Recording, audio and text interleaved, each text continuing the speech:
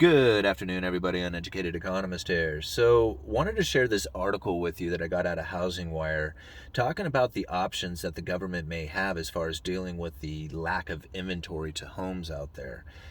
Now, there's a lot of options that the government may have, but the two that they describe here in this article I thought were pretty interesting, because they have the carrot method and the stick, and I just love these two. So the carrot method is just a lot like dangling a carrot out in front of a horse to get it to move. It incentivizes people to sell their homes, and in this carrot method what they will do is they will offer up, for maybe a limited time or something like that, but they'll offer up an exemption to capital gains for selling home. So if you have a house for sale and you sell it, you won't have to worry about the capital gains on it for a period of time. And this would encourage people to put their homes out there for sale. At the same time, they're going to offer up first-time home buyers a $15,000 credit to buy a home. So this brings not only supply but demand to the market. Now, if you follow my videos, you've heard me say this many a times, and the Federal Reserve has said it on their own, that they have to have a functioning mortgage market in order to have a properly functioning monetary policy. So there's no way in the world that the Federal Reserve and the Treasury or the government in general is going to do anything that's going to allow the housing market to crash or fail or falter in any way. If they do, they'll ruin their monetary policy. So it's just not going to happen. And that's the reason why you keep seeing the extensions on forbearances, why you see the extension on evictions, why you see all these efforts to try and keep people in their homes instead of just allowing the free market forces to work, and that would provide plenty of supply. They are trying to do their best to keep people in their homes and then get other people to sell their homes. And that, to me, is what the Federal Reserve is most likely going to attempt to do over the next couple of years. So I do not see a downturn in the housing market. I see probably something like one of these methods. So with that carrot method comes another method that could go with it as well, and that's the stick. Right? And the stick, like poking and prodding and pushing, kind of has the same idea to it. And what they'll do is they'll go after property owners who have rental properties, and they'll take that rental income and they're going to tax it. And so what this would naturally do is cause the property owner to increase the rent on the property to make up for the taxes that they're now being charged. The government will put a freeze on rent increases. So not only will the property owner not be allowed to increase the rent on their property, they're going to be charged more of it on their income from those properties. And this will discourage them from wanting to keep those properties, and it will pretty much force them to want to put them out there onto the market for sale, increasing the supply. So that method is going to be very politically, how could I put it? Like, it would be political suicide, so to speak. Anybody who was ever a property owner, or anybody who has ever had an investment property in this kind of thought, would just be absolutely livid by the idea that they are going to increase the taxes, at the same time put a cap on the amount of rent that they can charge for the properties.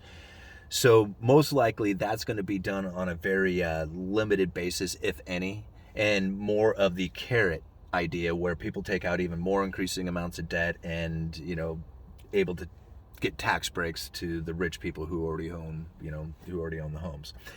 So that, to me, would be like the more likely scenario.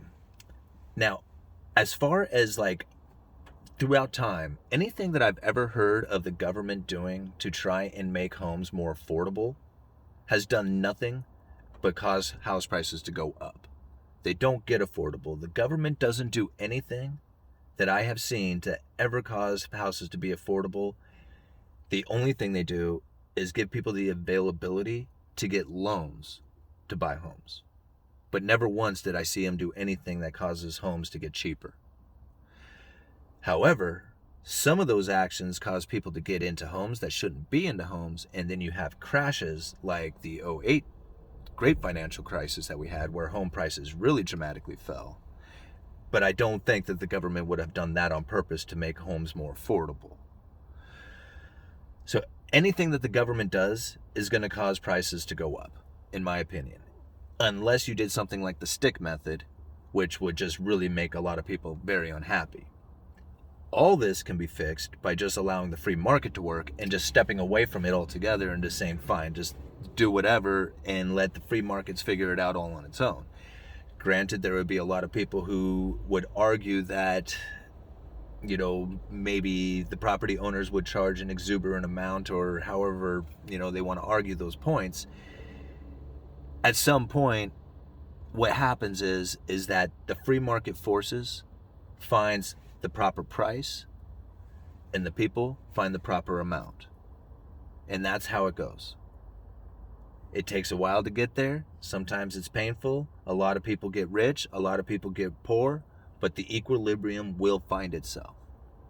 But when you have government interference like they do, then you're going to have issues when you have prices going through the roof, like we are now. Think about it. They're going to give tax breaks. They could possibly give tax breaks to the rich, and then at the same time take tax money and give it to the people who are going to be buying homes. So it's like a double whammy. Not only is it costing the government money, but then they also lose a bunch of revenue from it. It's only a matter of time before that system collapses in on itself. See, right now, all the efforts that are taking place it's basically what it's doing, it's postponing future spending for current consumption. And that at some point, that future spending is going to have to be curtailed. We don't know when that takes place, but when it does, it's going to be pretty painful.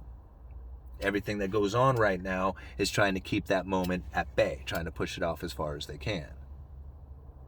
And now, if you think about it, to replace a home right now is incredibly expensive, and it seems to only be going up.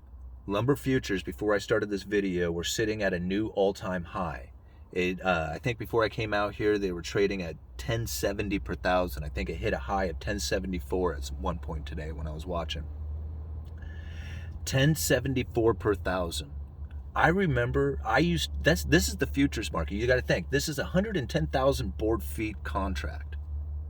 I remember buying just a unit of lumber from a wholesaler.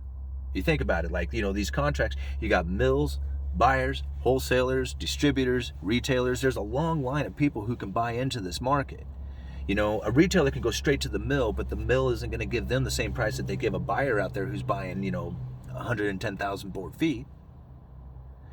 So as it goes down through the line, everybody puts their markup on it. I remember buying 2x4/8, a unit of them, at less than $10.70 per thousand. Now that is what the mills are charging. This is insane, guys. The prices of lumber are far off the charts.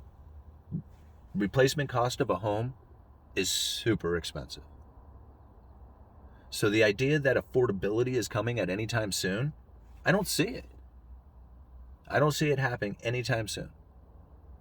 And even with Jamie Dimon talking, it sounds like it's probably going to be 2023 before we see any kind of relief. But those are just my opinions, and that could change tomorrow. Uneducated Economist. You guys let me know.